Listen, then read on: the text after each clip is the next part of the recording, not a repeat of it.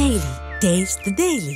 Srividya madam என்னன்னா திமுக ஏன் வேலை செய்யாம அமைதியா இருக்காங்க அப்படிங்கிற அந்த கேள்விதான் எல்லாரும் மனசுக்குள்ளேயும் எழுந்துகிட்டு இருக்கு. அதாவது அரசியல் மாச்சரியங்களை தாண்டி மற்ற கட்சிகள் கிட்ட கூட விடுங்க, திமுக கட்சிக்காரங்களே ஏன் இன்னும் விருப்பம் பண்ணுவாங்கல, ஏன் இன்னும் அடுத்த வேலைகளை நம்ம செய்யல அப்படின்னு கட்சிக்காரங்களே நினைக்கிற அளவுக்கு ஏன் திமுக இவ்வளவு ஸ்லோவா இருக்காங்க?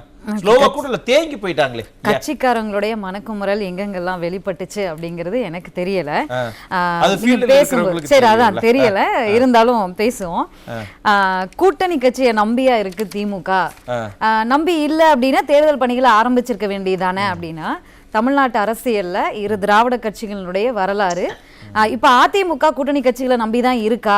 கூட்டணி கட்சிகள் வரலைன்னா தனித்து போட்டியிட ரெடி ஆயிடுச்சா? அப்ப ரெடி ஆயிடுச்சுன்னா அறிவிப்பை வெளியிட்டிருக்கலாம்ல, 2026 தேர்தலில் அதிமுக தனித்து தான் போட்டின்னு அறிவிப்பை வெளியிட்டிருக்கலாம்ல அப்படின்னு இருக்கு.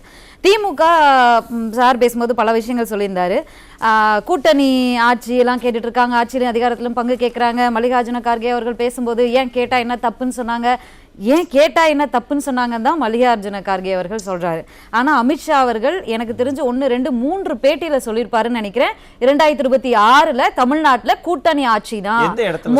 மோடி அவர்கள் கடைசியா கொடுத்த பேட்டியில சொல்லியிருந்தாருங்க ஒரு நேஷனல் சேனல்ல. கடந்த ஏப்ரல் மாதம் அதிமுக பாஜக கூட்டணி உறுதியான பொழுது ஒன்றாக அதிமுக தலைவர்களும் பாஜகவினுடைய இவர் உள்துறை அமைச்சர் அமித்ஷாவும் ஒன்னா சேர்ந்து 3 முறை பேனர் மாற்றப்பட்ட போது அப்பவே என்ன சொன்னாருன்னா, இங்க என்டிஏ யாருடைய தலைமையில கூட்டணி இருங்க யாருடைய தலைமையில கூட்டணி அப்படின்னா அதிமுக பொதுச் செயலாளர் எடப்பாடி கே பழனிசாமி அவர்களுடைய தலைமையில தான் இங்க என்டிஏ கூட்டணி உறுதிப்படுத்திட்டாங்க. அதுக்கப்புறம் இப்ப கடைசியா சமீபத்துல கொடுத்த பேட்டியில எங்களுடைய கூட்டணி மோடி அவர்களுடைய தலைமையில என்டிஏ ஆட்சி அமைக்கும் எல்லா இடங்கள்லயும் அதிமுகவுடைய பொதுச் செயலாளர் அதை தெளிவுபடுத்திட்டே இருக்கிறாரு.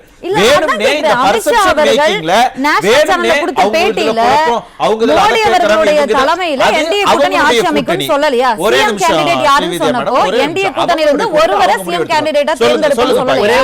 ஒரே ஒரு வரி மட்டும் சொல்லுங்க. அமித்ஷா கூட்டணி ஆட்சின்னு சொன்னாரு, அதுக்கு இன்னும் முடிவு வரல. மல்லிகார்ஜுன கார்கேல இந்த காங்கிரஸ்காரங்க என்ன சொல்றாங்க, அமைச்சரவையில் பங்கு, ஆட்சியில் பங்கு. கூட்டணி ஆட்சினா என்ன சார் அர்த்தம்? ஆட்சியில் பங்கு தவறுன்னு கேக்குறாங்க, ஆனா கூட்டணி ஆட்சி தான் சொல்றாங்க. இத்தனை பேரோட பேட்டியை நீங்க பார்த்தவங்க அதிமுக பொதுச் செயலாளர் எடப்பாடி கே பழனிசாமியோட பல இடத்துல பதிவு பண்றாங்க. பல இத பேசியிருக்கிறாரு. மோடி அவர்கள் சொல்வதும் ட்ரம்ப் அவர்கள் சொல்வதும் தனி பெரும்பான்மையோடு தனித்து ஆட்சி அமைக்கும். முன்னாடி நாள் அமித்ஷா அவர்கள் சொல்றாரு, மறுநாள் எடப்பாடி பழனிசாமி அவர்கள் அது சேலத்துல நடந்த கூட்டத்துல நினைக்கிறேன் மறுத்து பேசுறாரு. பாஜக தலைவர்கள் யாருமே கூட்டணி ஆட்சிங்கறத சொல்லவே இல்லையே. எந்த இடத்துல சொன்னாங்க அப்படின்னு இல்ல, உங்களுக்கு டைம் கொடுத்த பேட்டியில சொல்லிருக்காரு. தலையில பல செய்திகள்ல வந்து நீங்க டைம் எடுத்துக்கோங்க, நீங்க அதை எடுத்து வைங்க. ஸ்ரீவித்யா, எந்த இடத்துலயுமே திமுக தன்னுடைய கூட்டணி கட்சிகளை பற்றியோ இல்ல கூட்டணிகளுக்குள்ள இருக்கக்கூடிய விஷயங்கள் வெளியில தெரியக்கூடாது அப்படிங்கறதுல ரொம்ப கவனமா தான் இருக்காங்க. ஒண்ணு இல்ல, கொஞ்ச நாளைக்கு முன்னாடி கூட துணை முதலமைச்சர் என்ன பேசினாரு, கை நம்மளை விட்டு போகாது.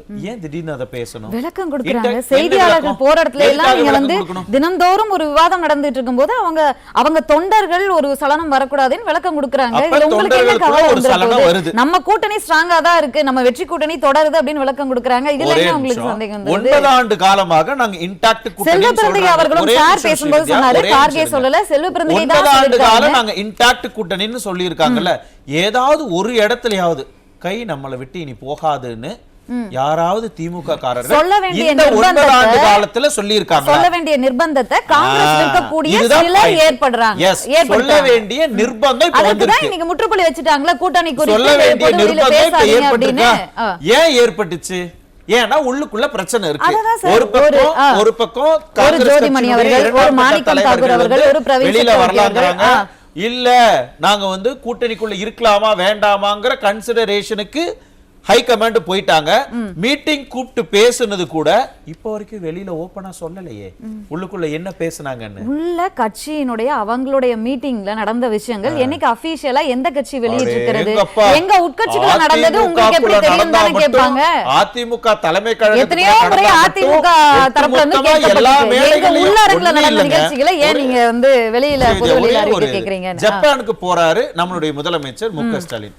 அங்க போய் தொழில் முதலீடுகளை ஈர்க்கறதுக்கு போறேன்னு போயிட்டு அங்க போய் ஒரு மேடையில என்ன தெரியுமா பேசினாரு, அதிமுகவுக்குள்ள பல பிரிவுகள் இருக்கு பேசினாரு.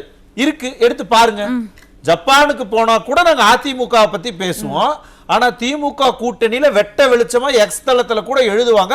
அத பத்தி நீங்க ஏன் பேசுறீங்கன்னு கூட்டணினா இப்ப தமிழ்நாட்டுல காங்கிரஸ் மாநில தலைவர் யாரு? செல்வ பெருந்தகை அவர்கள். செல்வ பெருந்தகை எழுதினாரா? செல்வ பெருந்தகை இது மாதிரியான கருத்துக்களை தெரிவிக்கிறாரா? ஒவ்வொரு முறை இந்த மாதிரி ஜோதிமணி அவர்கள் கருத்து தெரிவிக்கும் போதோ இல்ல இதே கிறிஸ் ஜோர்டன் அவருமே சொன்னாரு, ஜோதிமணி அவர்களுக்கு சொல்லி அந்த குற்றச்சாட்டுக்கு நாங்க நடவடிக்கை எடுத்திருக்கோம், அதை மீறி ஏன் அவங்க மறுபடியும் பேசுறாங்கன்றத அவங்களே கண்டிச்சிருந்தாங்க. லாஜிக்காவே நீங்க எடுத்துதான் வைக்கிறீங்க பாயிண்ட். ஆனா அந்த விஷயத்துல தான் அதே செல்வ பெருந்தகை தமிழக காங்கிரஸ் கமிட்டி தலைவர் தானே, திமுக சாதி பார்க்கறாங்க.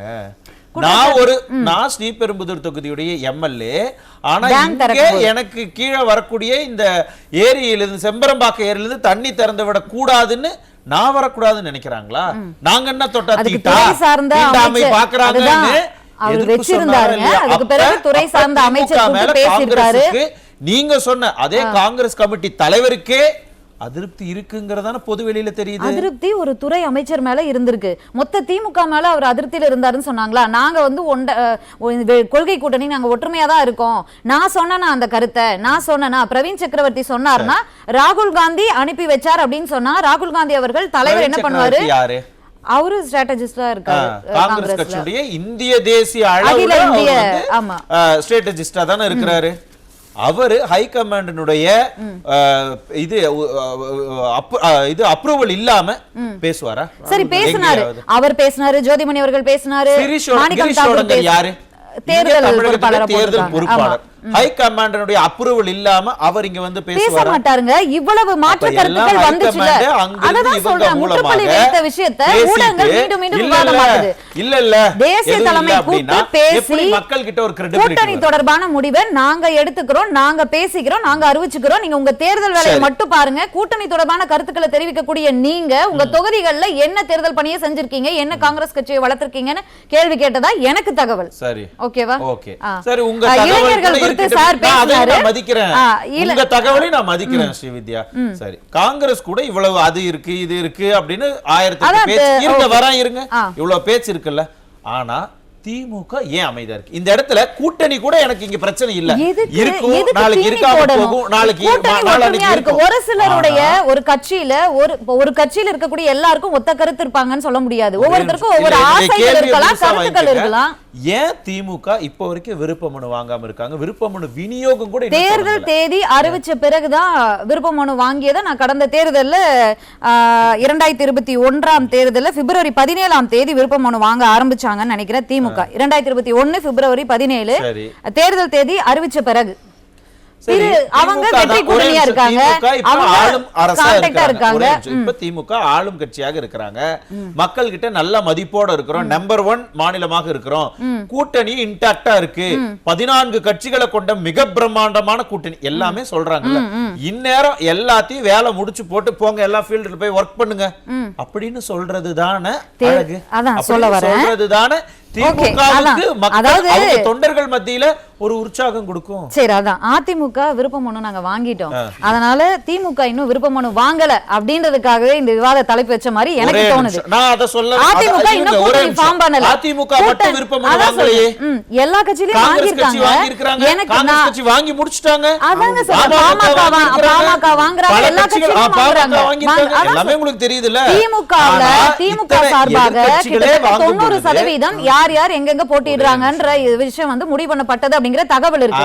கூட்டணி கட்சியினரோட தொகுதி பங்கீடு எல்லாம் முடிச்சிட்டு கூட்டணி கொடுக்கக்கூடிய தொகுதிகளுக்கான விஷயத்தை பேசுவாங்க.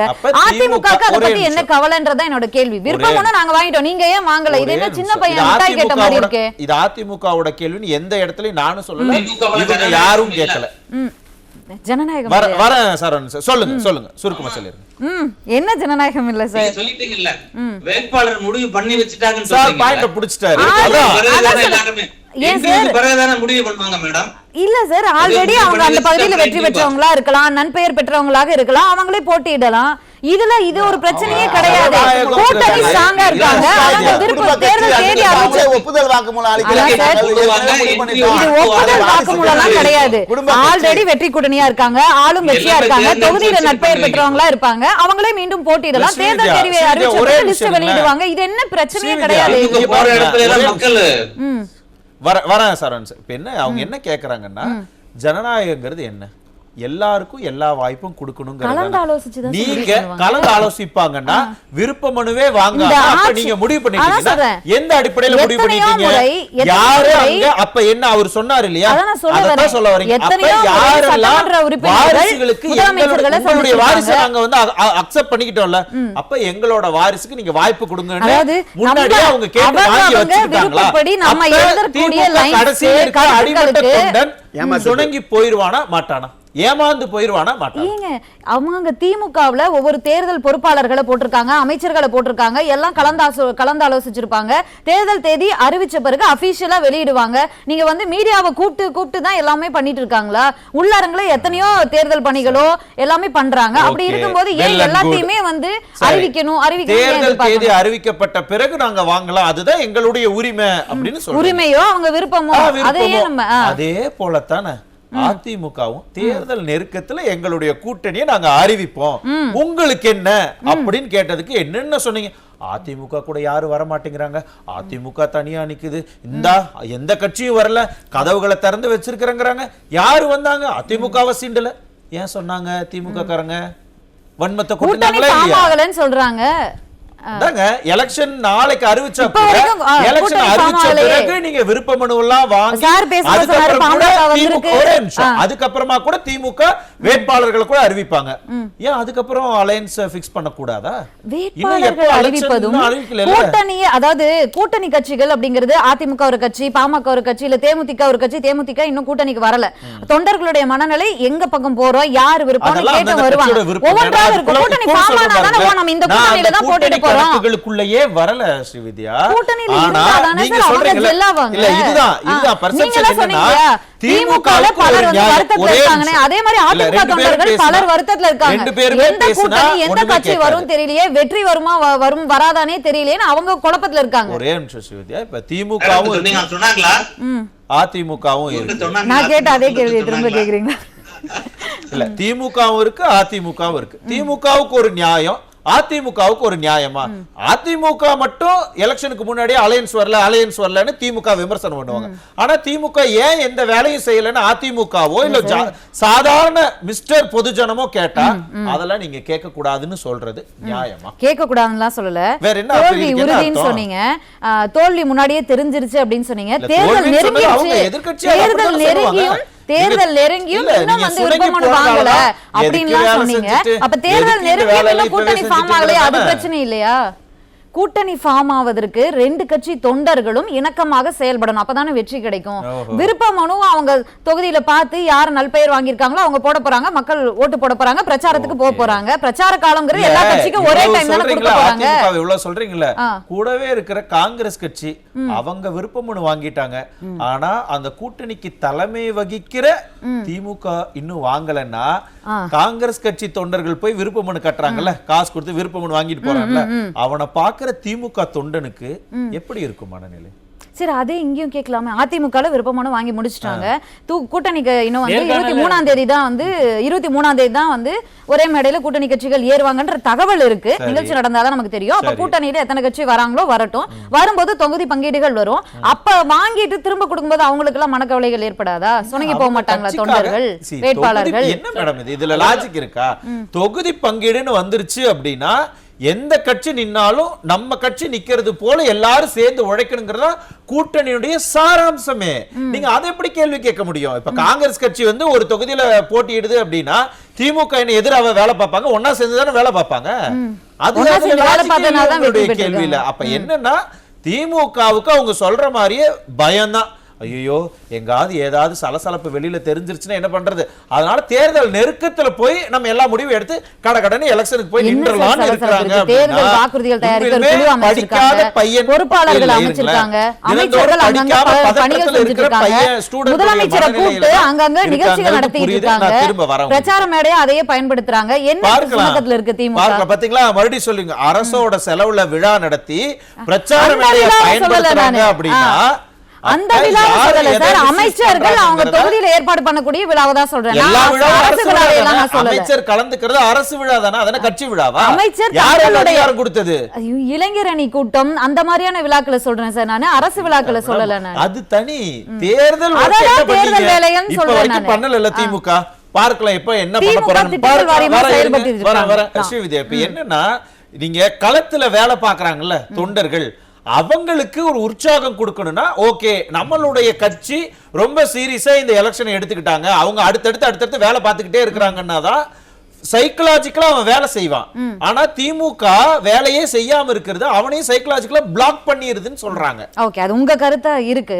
ஆனா மகளிர் அணி இல்ல சொல்றேன், நம்ம செய்தியில பாக்குறோம், உண்மை கருத்தாவே செய்தியில பாக்குறோம் சார். மக்கள் கருத்துக்கள் இன்னைக்கு வந்து டிஜிட்டல் யுகத்துல இருக்கோம். நம்ம நாலு நியூஸ் சேனலோட முடிஞ்சல, அரசியலும் சரி தமிழகத்துல நடக்கக்கூடிய விஷயங்களும் சரி, டிஜிட்டல் யுகத்துல இருக்கும்போது 1000 சேனல் அங்க போய் மைக்க போட்டுட்டு நிக்கிறாங்க. மக்கள் அங்க வரக்கூடிய தொண்டர்களோட கருத்துக்களை கேட்கிறோம். நானும் ஒன் ஆஃப் த யூடியூபரா இருக்கேன், நானும் போயிருக்கேன், நானும் கேட்டிருக்கேன். மகளிர் அணி கூட்டமாகட்டும், இளைஞர் அணி கூட்டமாகட்டும், அங்க வர்றவங்க அவ்வளவு உற்சாகமா வராங்க, குடுக்கறவங்க எல்லாம் அவ்வளவு உற்சாகமா வராங்க, அவ்வளவு உற்சாகமா போறாங்க. ஓட்டு ஒண்ணு இல்ல, நீங்க தமிழக மக்களுடைய மென்டாலிட்டி ஆப்போசிட்ல இருக்கறவங்க இப்படி சொல்லுவாங்க. ஸ்ரீவித்யா ஒரே நிமிஷம், வீட்டுக்குள்ள 4 பேர் இருப்பாங்க, 4 பேரும் அவங்களுக்கு பிடிச்சவங்களுக்கு தான் ஓட்டு போடுவாங்க. அவங்க குடும்பத்துக்குள்ள கூட யாருக்கு ஓட்டு போட்டோம்னு சொல்லிக்க மாட்டாங்க. அதுதான் நம்மளுடைய தமிழகத்தினுடைய ஃபேமிலி செட்டப்பே அதுதான். சரி, அதான் நீங்க தொண்டர்கள் உற்சாகம் இல்லாம இருக்காங்கன்னு சொன்னீங்களே, மகளிர் அணி கூட்டத்துக்கு போனோம், இளைஞர் அணி கூட்டத்துக்கு போறோம், இந்த அரசாங்கம் இல்ல இந்த திமுக பேட்டிகளையும் மக்கள் மத்தியில சோசியல் மீடியால எழுதுறாங்க. சோ அதுதான் நடக்கும் அப்படின்னு நினைச்சுக்கிட்டு இருந்தாங்கன்னா களம் வேறு மாதிரி இருக்கும். திட்டங்களை நோக்கி பயணிக்கிறதா பல அதிர்ச்சிகரமான திட்டங்கள்ல திமுக என்ன திட்டங்கள்ல திட்டங்கள்னு சொல்லிட்டாங்க. என்னன்னா திட்டங்கள் சொல்லி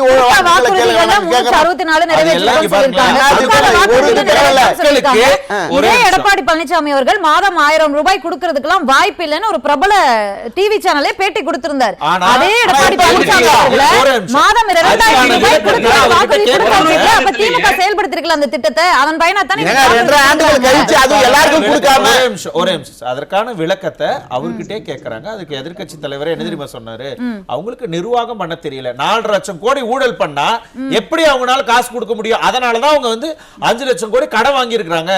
நாங்க ஊழலற்ற ஆட்சியை கொடுப்போம், நிர்வாக திறமையின் மூலமாக ஊழலற்ற ஆட்சியை கொடுத்தா மக்கள் ஏன் வீட்டுக்கு அனுப்புறாங்க? 2021 தேர்தல்ல ஏன் திமுக செலக்ட் பண்ணாங்க? Wait and see, let us wait and see.